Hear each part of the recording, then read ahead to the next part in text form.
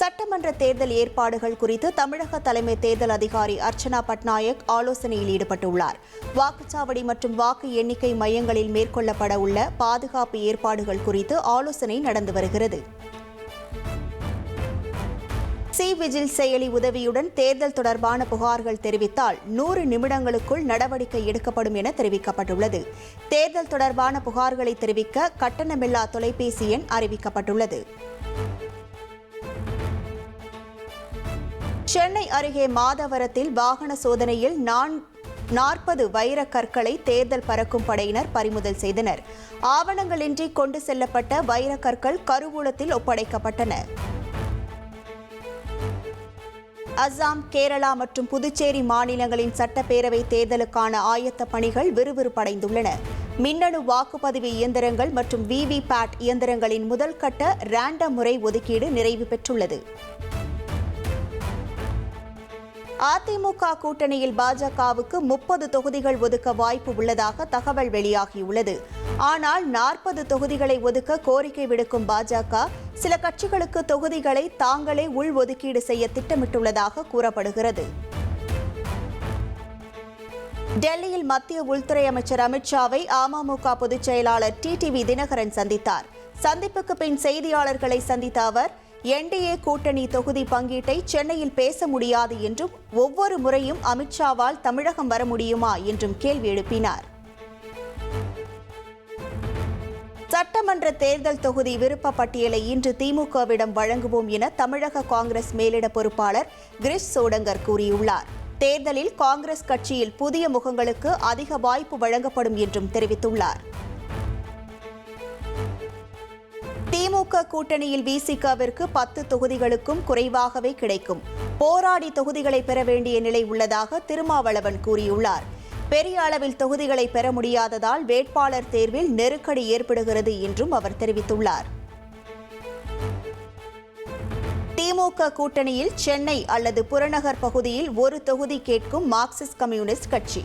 தொகுதி பங்கீடு குறித்து மார்க்சிஸ்ட் செயற்குழுவை தொடர்ந்து மாநில குழுவும் அவசர ஆலோசனை. சென்னை தியாகராய நகரில் உள்ள மார்க்சிஸ்ட் கம்யூனிஸ்ட் கட்சியின் தலைமை அலுவலகத்திற்கு மதிமுக பொதுச் செயலாளர் வைகோ வருகை புரிந்தது அரசியல் வட்டாரத்தில் கவனம் பெற்றுள்ளது. மார்க்சிஸ்ட் அகில இந்திய பொதுச் செயலாளர் MA பேபியை சந்தித்து அவர் பேசினார்.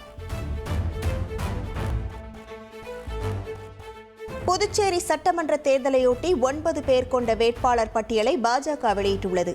புதுச்சேரி பாஜக தலைவர் VP ராமலிங்கம் ராஜ்பவன் தொகுதியிலும், புதுச்சேரி உள்துறை அமைச்சர் நமச்சிவாயம் மண்ணாடிப்பட்டு தொகுதியிலும் போட்டியிடுகின்றனர். புதுச்சேரியில் திமுக காங்கிரஸ் இடையே இன்று அல்லது நாளைக்குள் தொகுதி உடன்படிக்கை கையெழுத்தாகிறது.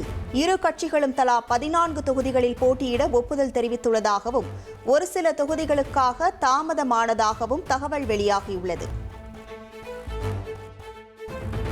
புதுச்சேரியில் என்டிஏ கூட்டணியில் அதிமுக உப்பளம், உருளையன்பேட்டை தொகுதிகளில் போட்டியிடுகிறது.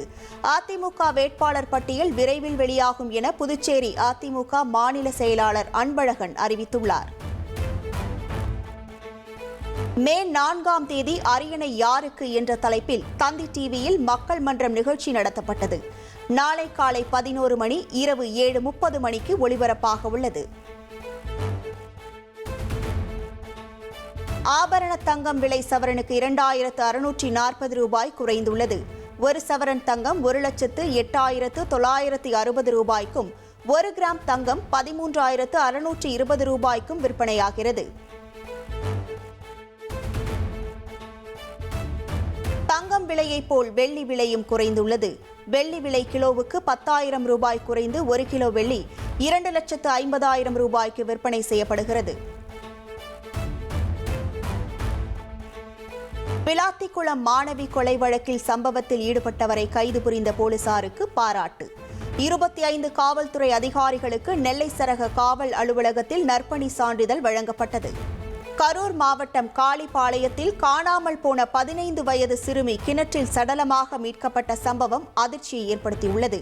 கடந்த 19ஆம் தேதி செல்போன் பயன்படுத்தியதற்காக பெற்றோர் திட்டியதால் வீட்டை விட்டு வெளியேறிய சிறுமி கிணற்றில் சடலமாக கண்டெடுக்கப்பட்டுள்ளார். ஓசூர் அருகே காரில் குட்கா கடத்தி வந்த நபர் சோதனை சாவடியில் காரை நிறுத்தாமல் காவலர் மீது ஏற்றிவிட்டு தப்ப முயன்ற சம்பவத்தால் பரபரப்பு. சுமார் 4 கிலோமீட்டர் தூரத்திற்கு காரின் பேனட்டில் தொங்கியபடி சென்று குற்றவாளியை பிடித்த காவலருக்கு பாராட்டுகள் குவிந்து வருகிறது.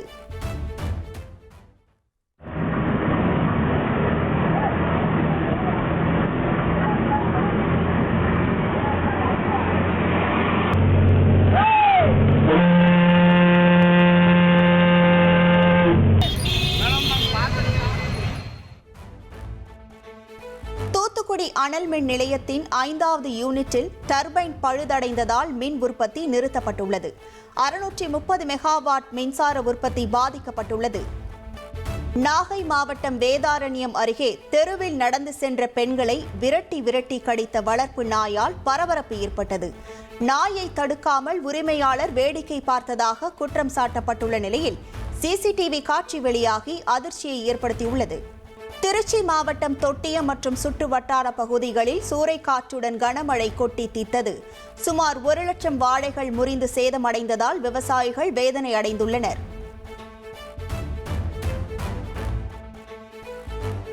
தொடர் விடுமுறை காரணமாக திருநள்ளாறு சனீஸ்வர பகவான் கோவிலில் பக்தர்கள் கூட்டம் அலைமோதுகிறது. புனித நீராடி சுமார் 8 மணி நேரம் வரிசையில் காத்திருந்து பக்தர்கள் சுவாமி தரிசனம் செய்து வருகின்றனர். உத்தரப்பிரதேச மாநிலம் மதுராவில் போலீசாருக்கும் பசு பாதுகாவலர்களுக்கும் இடையே பயங்கர மோதல் வெடித்தது.